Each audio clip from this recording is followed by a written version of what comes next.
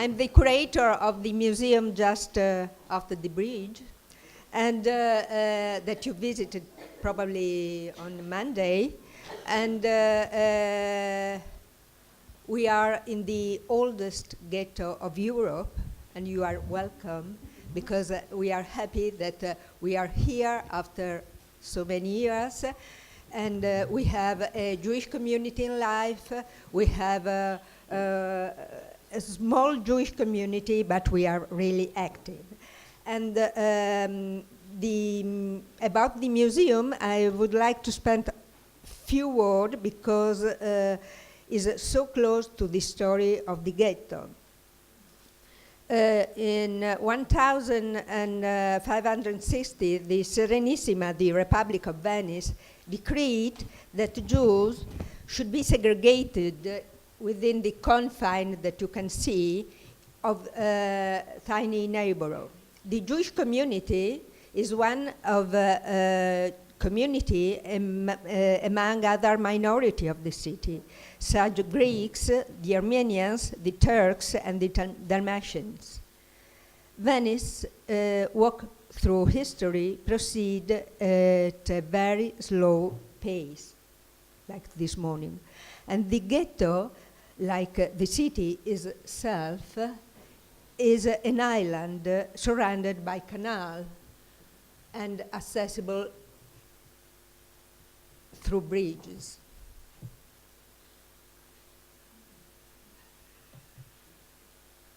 This is the area of the ghetto, and is absolutely the same of that period. During the visit of the museum, this is the Campo di Ghetto Novo, on Monday, you received some historical information about the architecture of the space, the life of the ghetto in the past, and other information regarding the artistic aspects of the three synagogues.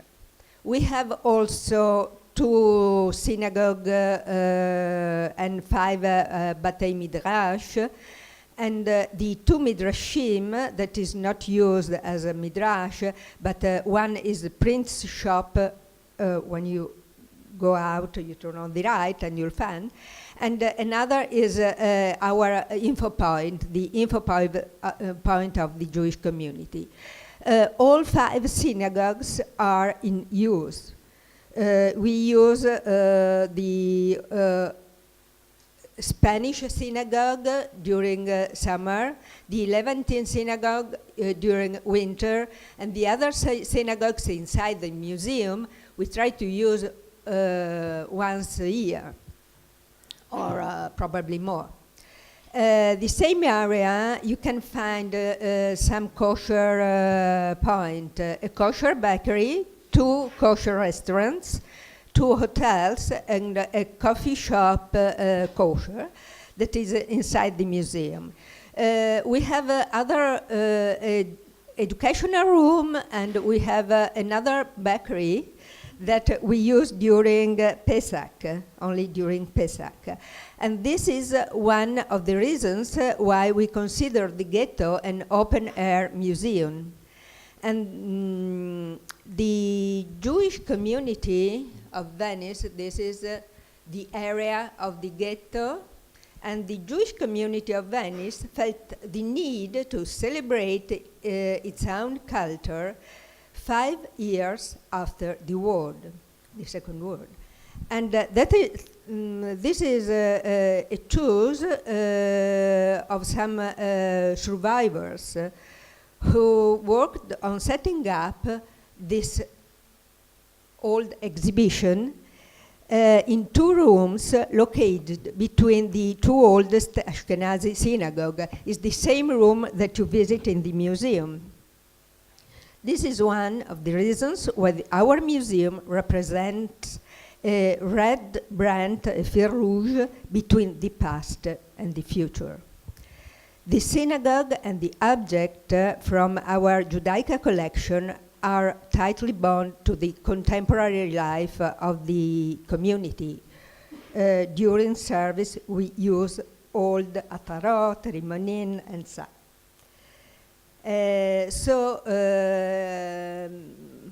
the topic of today's is not only to see what is this wonderful place that it's Venice. This is the entrance of the museum before 3 years ago. This is Italian synagogue in the Campo di Ghetto. And this is the Levantine synagogue that you visit probably. And this is the Spanish synagogue. This is our treasure.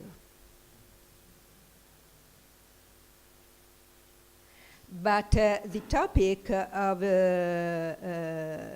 today is what is the most effective way to communicate this heritage? And what is the relationship between the ghetto and the city?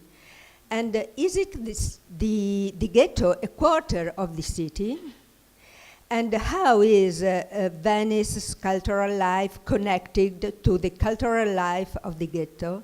And what do tourists, local citizens, and Venetian Jews have in common?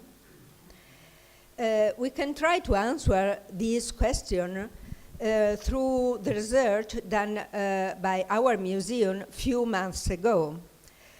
For that, we prepare a web questionnaire, and through Facebook and Instagram and Google Analytics, we had a very interesting demographic analysis of our visitors.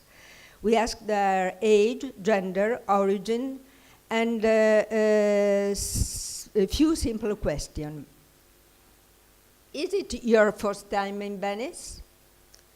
Or for how long will you stay in Venice? Did you visit other museums? Look at that one. In the city, the results were very interesting. Our visitors are 60% foreigners, 40% Italians, most of the Italian living in the north, Veneto area, and these visitors arrived usually on Sundays after they planned the visit as Christian interested in the Jewish religion. We put all this in a graphic. It's nice, eh? This is the Jewish cemetery in the Lido that you visit in a few days, in the afternoon. This is the memorial of the Campo di Ghetto, and this is two young boys of the Jewish community, and the oldest women of the community, who is my mother. These local visitors, that graphic, we put all information in a graphic table, and the result of a common question came from by visitors are, do all the Jewish people live in the ghetto now? Because they are absolutely, they think that the Chabad are the Jewish. And the Jewish community is not really recognized. Or are you Jewish? Usually this is the, or are you born in Israel? Because you are Jewish and you are born in Israel. And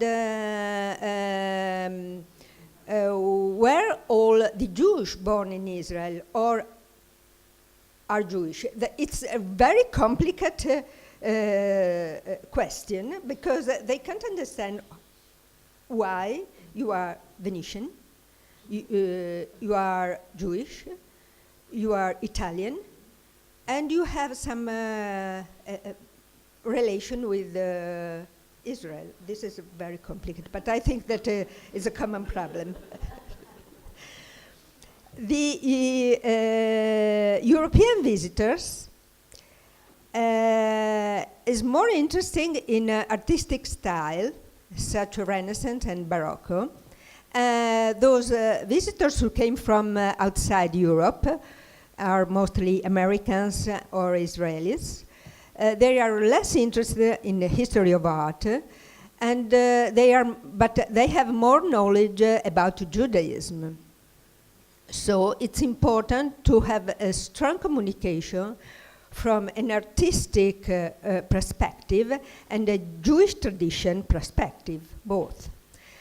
And our responsibility is that the experience of the museum had to be coherent with the narrative story that we represent. Thanks to this research, we were be able to compare our result with other results of similar questionnaire done by other museums in Venice. From the data we collected, we found that average age of visitor is over 30 years old. In the range from 16 to 12, we are completely not appealing, and these visitors are something like 1%. To fill this gap in our calendar, there are some events for young people. The first that we have called Beta Project was a concert of a local emerging band, followed by a kosher spritz on the museum terrace. And it turned into another event for the neighborhood, and it was a big success. As for educational activity for children and families, we have improved in our theatrical offers. For example, we propose a 4-day of puppet theater in collaboration with the Jerusalem Train Theater, and along 1 week, 4 shows were played in different locations of the city, mostly school, and in the morning, and local theater like Villa Groggia and or outdoor location like Campo di Ghetto in the afternoon.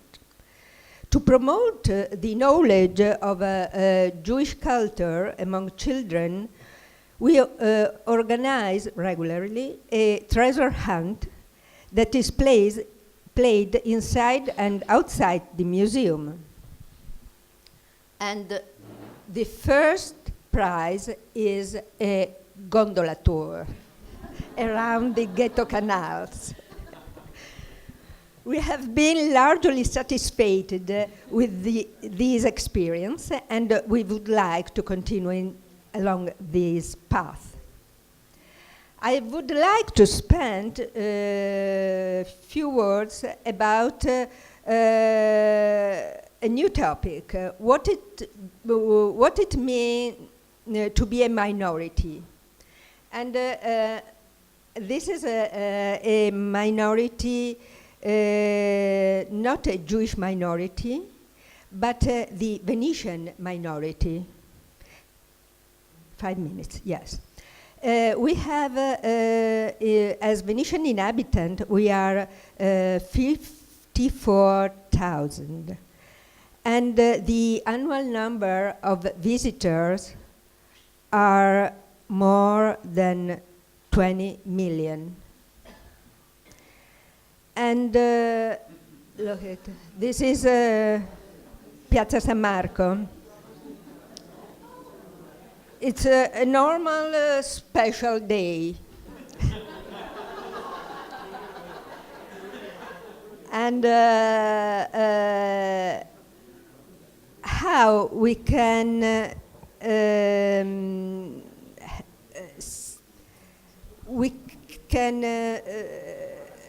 find a place as museum with a so important competitor.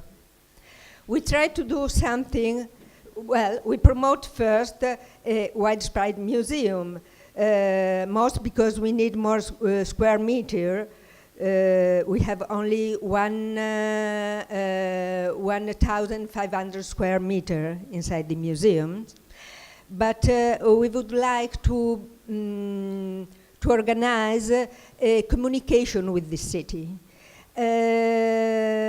We know that the existing area of the ghetto needs to be reorganized. But for that, we have a big project.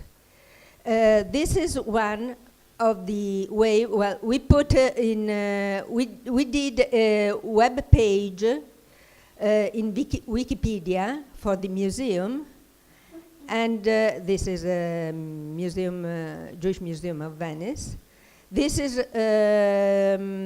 we did with the Instagram a strong activity, and this is through Twitter.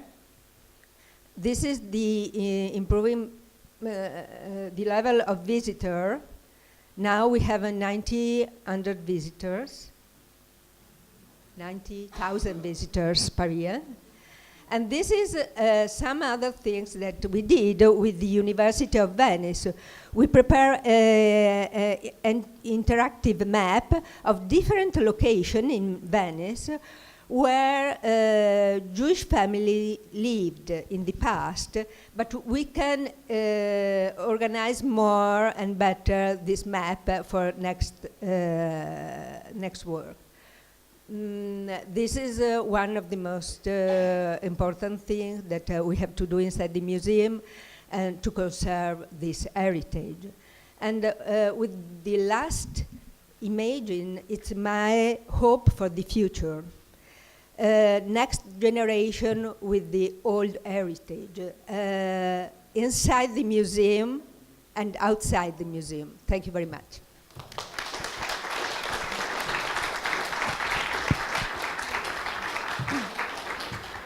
Thank you very much, Marcella.